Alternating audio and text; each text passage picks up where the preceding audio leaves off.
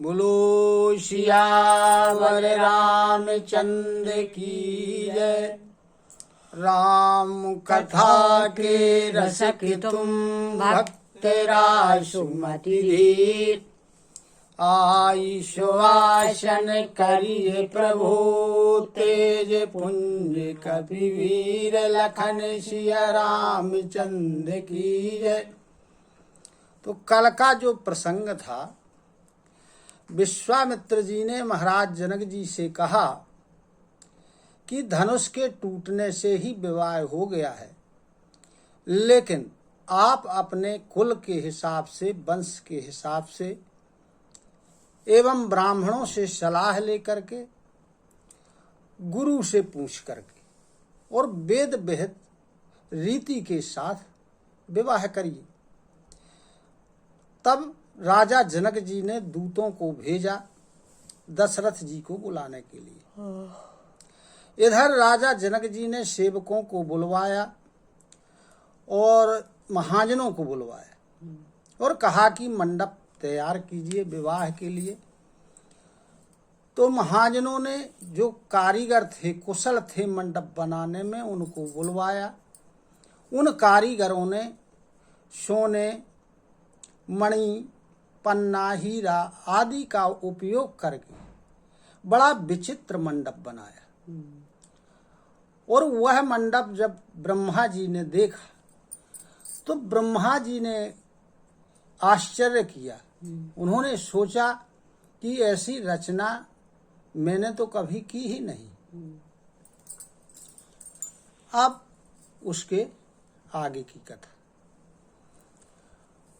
बसई नगर जेहि लक्षी करी, कपट नारी वर वेशु।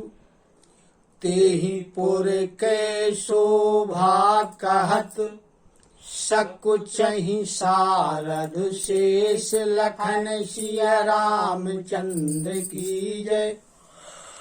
शिव जी कहते हैं, कथा सुनाते हुए माता पार्वती जी को, वहां कागभुसुंड जी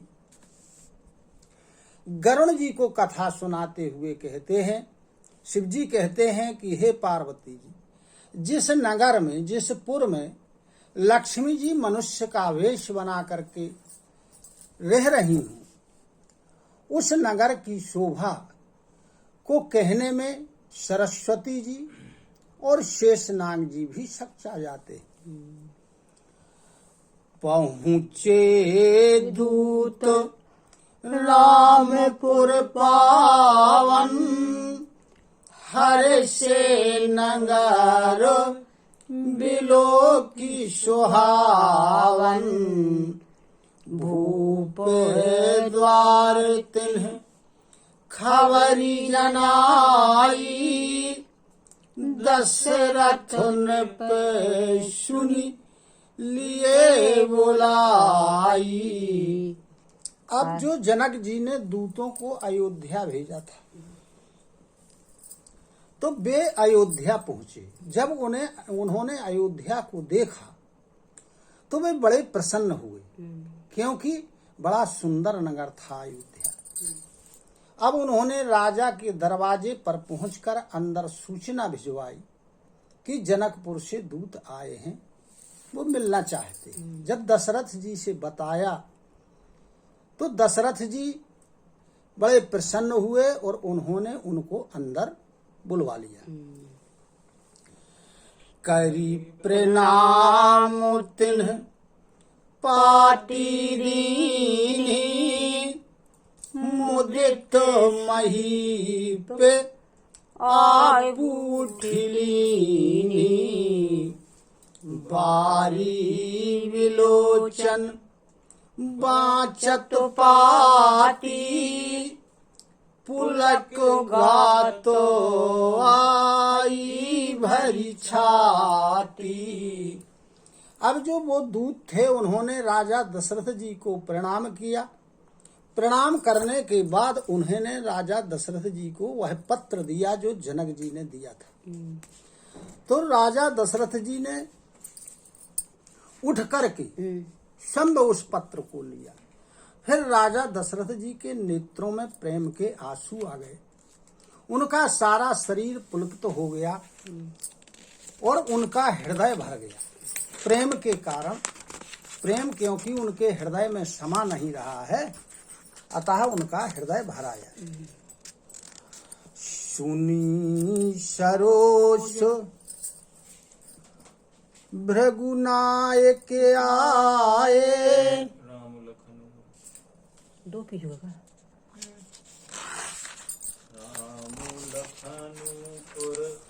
रामू लखन और करवर चिट्ठी रही गए कहा तो न खाटी मीठी।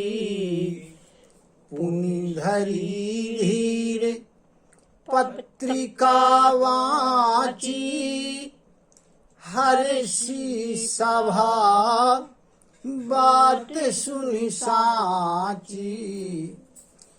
हृदय में दशरथ जी के कौन है? राम और लक्ष्मण।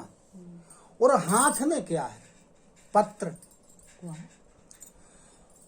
तो राजा उसे हाथ में लिए ही रह गए, इतने भाव विभोर हो गए। ना उनसे कुछ कहते बनता है, ना सुनते बनता है। फिर राजा दशरथ जी ने धैर्य धारण किया और धैर्य धारण करके उन्होंने उस पत्र को पढ़ा। जब सारी सभा ने उस पत्र को सुना तब बड़ी प्रसन्न हो गई, सारी सभी लोग प्रसन्न हो गए। खेलतो रहे तहां सुधि पाई आए भरतु सहित हित भाई। पूछतो अति स्नेह सकुचाई तातु कहाँ ते पाती आई। अब क्या हुआ कि उस समय भरत और शत्रुघ्न कहीं अपने बालकों के साथ खेल रहे थे, तो दोनों भाई वहां आ गए और विशेष प्रेम के बस में होकर सकुचाते हुए राजा दशरथ जी से पूछते हैं कि हे तात, पत्र कहाँ से आया? कुशल प्राण प्रिय बंधु दो आहि कहु के ही देश। सुनि स्नेह साने वचन बाची बहुरी नरेश। लखन सिया रामचंद्र की जय। कहने लगे भरत और शत्रुघ्न कि हमारे जो प्राणों से भी प्रिय हैं दोनों भाई, वो कहाँ पर हैं इस समय, किस देश में? अब जब प्रेम से सने हुए वचनों को राजा दशरथ जी ने सुना तो दोबारा फिर से उन्होंने पत्र को पढ़ा। सुनि पाती पुल के दो भ्राता अधिक स्नेहु समात न गाता। प्रीति पुनीत भरत कै देखी सकल सभा सुख लह्यो विषेखी। अब जब उस पत्र को भरत और शत्रुघ्न ने सुना तो उन दोनों के शरीर पुलकित हो गए। अत्यधिक प्रेम है जो हृदय में समा नहीं रहा। ऐसी प्रीति जो पवित्र थी भरत जी की जब देखी किसने? सभा में उपस्थित लोगों ने, तो सारी सभा को बहुत सुख प्राप्त हुआ। तब नृप दूत निकट बैठारे मधुर मनोहर बचन उचारे। भैया कहु कुशल दोबारे तुम्हनी के निज नयन निहारे।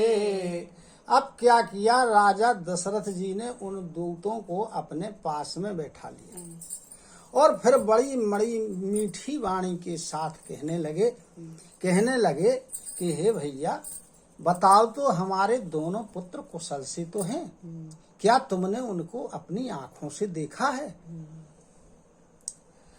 श्यामल गौर धरे धनु भाथा, वै किशोर कौशिक मुनि साथा, पहिचानहु तुम कहु सुभाऊ, प्रेम विवश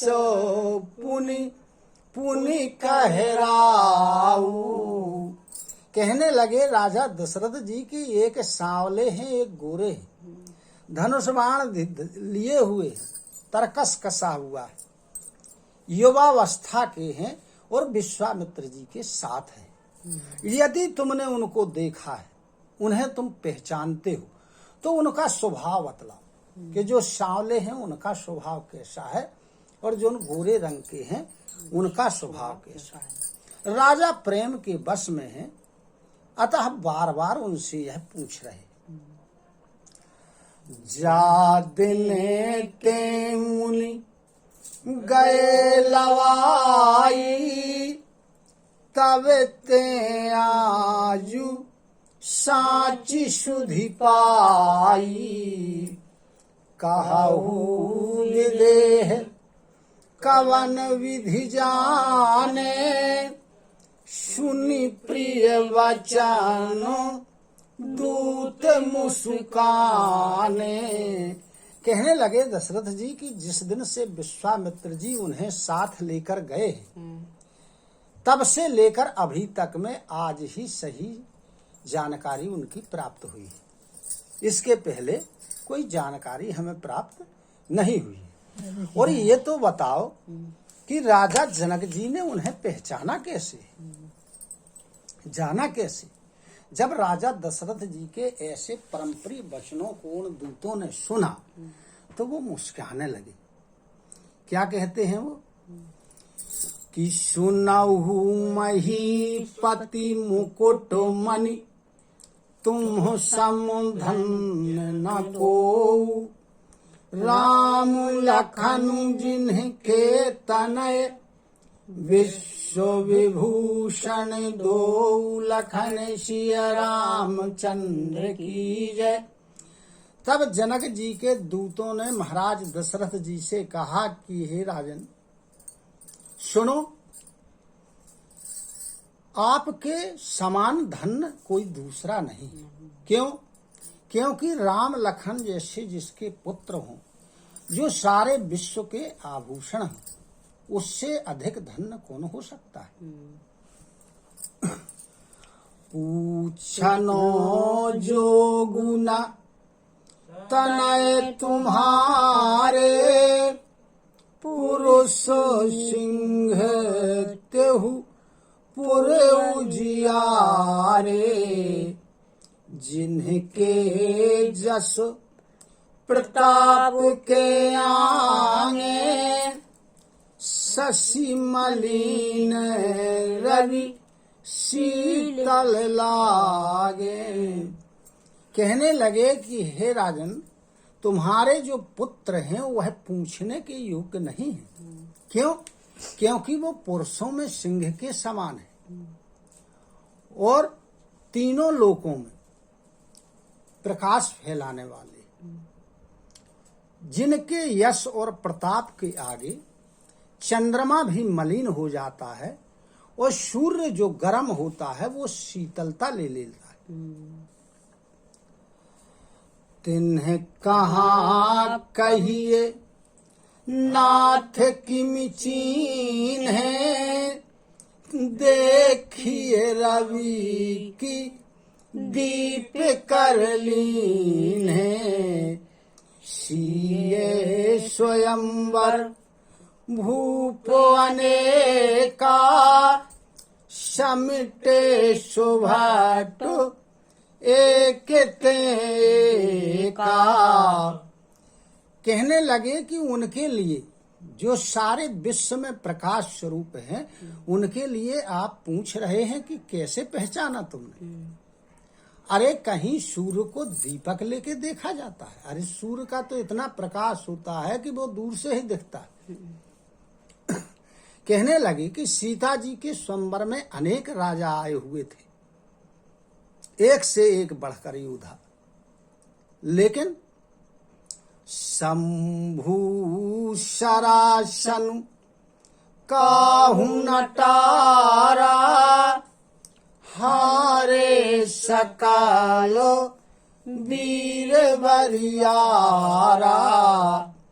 तीने लोक महा जे भटमानी, सबके सकती शंभु धन भानी। कहने लगे कि अनेक प्रकार के राजा एक से एक बड़े बलवान वहां इकट्ठे हुए, लेकिन शिव जी के धनुष को किसी ने टाल नहीं पाया, हिला तक नहीं पाया, टस का मस नहीं कर पाया कोई। सारे वीर योद्धा हार गए, जो अपने आप को समझते थे कि तीनों लोकों में हम महाबलवान हैं। तो शिव जी के धनुष ने सबकी शक्ति को तोड़ दिया, सबके अभिमान को नष्ट कर दिया। सकई उठाई सरासुर मेरू, सो ही हारी गयो करि फेरू। जेहि कौतुक शिव शैल उठावा, सोते ही सभा पराभव पावा। कहने लगे कि सकई उठाई सुरासुर मेरू। सरासुर, सरासुर कहते हैं बाणासुर को। बाणासुर इतना बलवान था कि सुमेर पर्वत को भी उठा सकता था, लेकिन वह भी हार करके चला गया। फिर कहने लगे कि जिसने खेल खेल में ही कैलाश को उठा लिया था, किसने उठा लिया था? रावण ने। वह भी सभा में पराजय को पाया। तहाँ राम रघुवंश मणि, सुनिए महामहिपाल। भन्यो चाप प्रयास विनु, जिमि गज पंकज नाल। लखन सिया रामचंद्र की जय। वहां ऐसी सभा में भगवान श्री रामचंद्र जी ने, हे राजन सुनो, धनुष को तोड़ दिया। कैसे तोड़ दिया? बिना प्रयास के, कोई प्रयास नहीं। किस प्रकार? जिस प्रकार कोई हाथी कमल की डंडी को तोड़ देता है। कमल की डंडी तोड़ने में हाथी को क्या परिश्रम होगा?